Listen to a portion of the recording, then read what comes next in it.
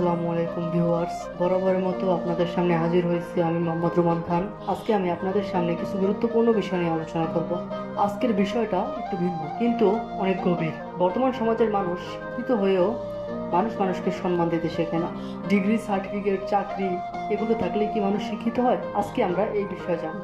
আজকাল অনেকেই স্কুল কলেজে পড়াশোনা করে চাকরিও পায়, কিন্তু মানুষের সাথে সুন্দরভাবে কথা বলে না। রিক্সাওয়ালার সাথে খারাপ ব্যবহার করে, বাসের হেল্পারকে গালি দেয়, অফিস সহকর্মীদের অপমান করে। এসব কি তার ফলাফল? আসল শিক্ষা সেই যা আমাদের নম্রতা, সহানুভূতি ও মানবিকতা শেখায়। মানুষ কিভাবে কথা বলে, কিভাবে আচরণ করে, তাতেই বোঝা যায় সে কতটা শিক্ষিত।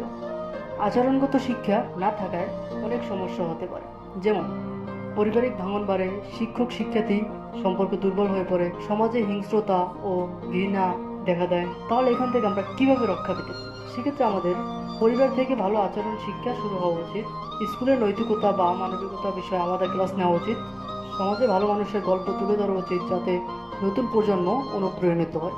ডিগ্রি নয়, মানুষ হন। আসল শিক্ষিত সেই যে অন্যকে সম্মান করতে জানে। আপনি কেমন ব্যবহার করছেন সেটা আপনার শিক্ষার আসল পরিচয়। যদি এই বিষয়টি সমর্থন করেন তাহলে অবশ্যই ভিডিওটি শেয়ার করুন এবং মতামত দিন নিচে কমেন্টে।